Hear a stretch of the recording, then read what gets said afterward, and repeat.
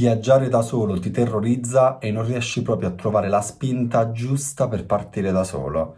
Non ti preoccupare perché ci siamo passati tutti e in questo video voglio toglierti ogni dubbio e rispondere alle domande che mi vengono fatte più spesso sul viaggio in solitaria. Ciao, io sono Andrea e da 8 anni viaggio da solo, mentre negli ultimi 5 anni ho cambiato completamente la mia vita e sono passato dall'ufficio a una vita in viaggio. Infatti ho lasciato Milano, il mio vecchio lavoro, e ho cominciato a viaggiare e da quel giorno non mi sono mai più fermato. Se ancora non segui il canale, mi raccomando, fallo, iscriviti e attiva la campanella. Capisco benissimo tutte le tue ansie, i timori, le preoccupazioni che ti bloccano e non ti lasciano partire. Io le ho vissute tutte ed è normale che tu ti senta così. Ma poi bisogna a un certo punto affrontare le proprie paure e ti assicuro che poi non tornerai più indietro. Ho già parlato di questo argomento nello specifico in un altro video che ti suggerisco di andare a vedere, dove affronto la tematica proprio dei primi passi per chi si avvicina al mondo del viaggio in solitaria e parlavo proprio di come affrontarlo attraverso 5 step per poter viaggiare da solo. In questo video invece voglio raccontarti le motivazioni che mi hanno spinto e che mi hanno fatto continuare a viaggiare da solo. Attraverso delle domande risponderò alle preoccupazioni più comuni di chi si avvicina al mondo del viaggio in solitaria. Voglio fare una piccola premessa. Quando lasciai il mio vecchio lavoro per iniziare questa mia nuova vita, l'ho fatto sicuramente per una necessità e un bisogno di cambiamento. E di certo non avevo in programma chissà cosa e partire da solo ovviamente un po' mi spaventava perché era una cosa a cui non ero proprio abituato. Però di certo non è che stavo lì ad aspettare che qualcuno fosse disponibile per partire con me, quindi mi sono semplicemente buttato, ho detto proviamoci, vediamo quello che succede.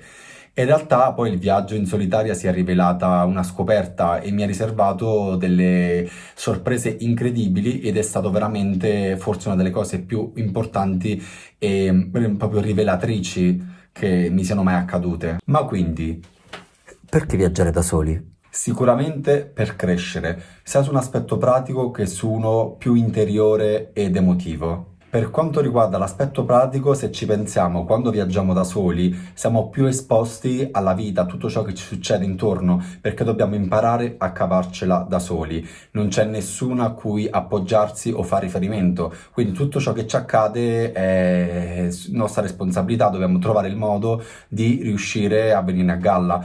E questo credo che sia un ottimo modo per crescere e per diventare più grandi. Per quanto riguarda invece l'aspetto più interiore ed emotivo, viaggiare da soli ci permette di metterci in discussione, di rompere l'immagine che abbiamo costruito di noi e di eliminare tutti quegli stati di apparenza. Viaggiare da solo credo che sia molto importante proprio per crescere come esseri umani. Attraverso questo cammino di crescita apriamo nuove strade e una nuova versione di noi stessi, più autentica e sincera, incentrata proprio sullo scoprimento dell'essenza più autentica di noi stessi.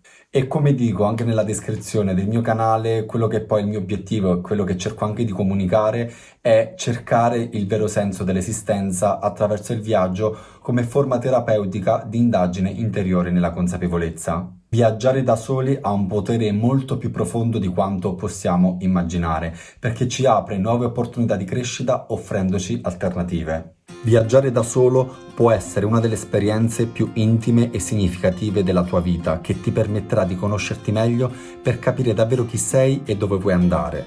Per me il viaggio in solitaria è stato terapeutico, perché mi ha permesso di indagare più profondamente dentro di me come essere umano, e allontanandomi da tutte le distrazioni della città e dalla vita frenetica che conducevo prima, ho potuto percorrere questo cammino. Viaggiare da solo mi ha permesso di capire chi sono davvero e mi ha aiutato ad accettare ogni parte di me. Viaggiando in solitario ho scoperto qual è la mia vera essenza come essere umano e ho capito cos'è davvero importante per me. Viaggiare con me stesso mi ha insegnato a guardare il mondo con entusiasmo e ad apprezzare gli altri e il mondo circostante come parte integrante di me. Allontanarsi dalle proprie abitudini e provare qualcosa di diverso ti permette di rompere l'immagine che hai costruito di te stesso così da evolvere e crescere. Conoscerai nuovi lati della tua persona e rimarrai sorpreso di cosa sei capace, delle tue abilità e di tutti i tuoi talenti nascosti. Scegliere di fare un'esperienza del genere è un grande gesto di coraggio e amore verso se stessi. È forse uno dei modi migliori per esplorare se stessi e il mondo nel quale viviamo, per dare un significato diverso alla nostra esistenza e magari rivoluzionarla. Adesso voglio rispondere alle domande che mi vengono fatte più frequentemente dalle persone che vorrebbero partire da sole, ma non ci riescono per un motivo o per un altro. Nelle mie risposte spero che tu possa trovare lo stimolo, quello che ti sprona ad avere poi la giusta motivazione e il coraggio per partire da solo. Perché viaggi da solo? Come spiegavo prima, viaggiare da solo è la mia terapia e mi permette di fare un percorso più intimo e profondo di indagine interiore su me stesso. È un qualcosa che non avevo valutato quando ho iniziato a viaggiare in solitaria, ma che mi ha aperto poi le porte ad una dimensione più profonda di conoscenza della vita e del mio modo di percepirla e viverla. Viaggiare in solitaria mi ha aiutato a capire chi sono e dove voglio andare. Vivere fuori dalla zona di comfort, mettersi in discussione e non giudicare sono state alcune delle cose più importanti che ho appreso viaggiando da solo e per questo continuerò sempre a farlo. Ma dove trovi la spinta per partire da solo? La prima volta che sono partito da solo era semplicemente perché non trovai nessuno che in quel periodo era disponibile a viaggiare con me. Ma dopo quell'esperienza ho sempre scelto di viaggiare per conto mio perché ho scoperto un modo nuovo di vivere il viaggio. Senza dipendere da nessuno posso seguire il mio ritmo, ma soprattutto in solitaria si è più esposti al mondo e questo mi ha permesso di mescolarmi maggiormente con le persone e la cultura locale. Viaggiare da solo per me significa spogliarmi delle mie abitudini e imparare cose nuove da persone nuove in luoghi distanti dalla mia cultura. Quindi la spinta per partire da solo la trovo nell'entusiasmo e nella voglia di conoscere il mondo per vivere esperienze autentiche. Viaggiare da solo mi ha aiutato a diventare un vero viaggiatore e non più un turista. Ma non hai paura? E se ti succede qualcosa? Come dico sempre, c'è molta più probabilità che ti possa succedere qualcosa nella città dove vivi che in viaggio e per esperienza personale posso confermare appieno questa affermazione. Non ho mai percepito il pericolo in viaggio e comunque ho sempre rispettato le norme base di comportamento valide in qualunque occasione, come evitare di uscire la notte nelle grandi città oppure allontanarsi da situazioni caotiche come manifestazioni e rivolte. In generale preferisco vivere senza l'ansia che possa succedere qualcosa, altrimenti non dovrei neanche mettere piedi fuori di casa per paura che possa cadermi una tegola in testa. La paura fa parte della vita e va accettata in alcune situazioni, bisogna imparare a gestirla. Non ti senti solo? Viaggiare per lunghi periodi in solitaria può farti sentire solo, ma non vederlo come un aspetto negativo. La solitudine è una condizione che non deve avere per forza un'accezione negativa, perché può insegnarci tanto sul rapporto che abbiamo con noi stessi in relazione col mondo. Nella società la solitudine è spesso associata alla depressione, ma io invece credo che possa essere una grande virtù. Può essere un luogo dove trovare rifugio lontano dal caos, per ritagliarsi dei momenti privati e intimi.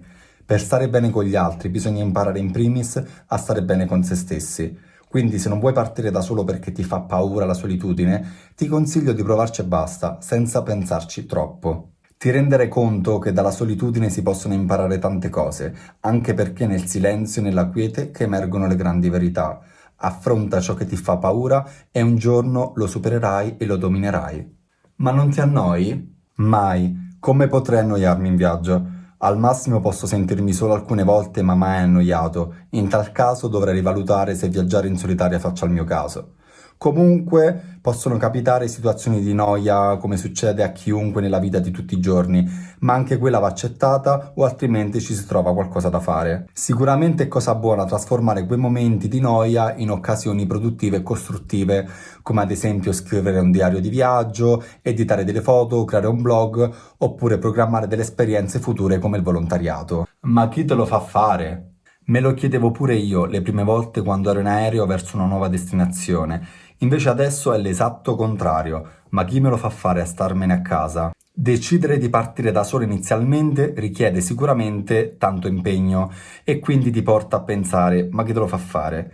E invece credo sia un enorme gesto di coraggio e amore verso se stessi quello di prendersi la responsabilità di affrontare le proprie paure di petto e di realizzare i propri sogni.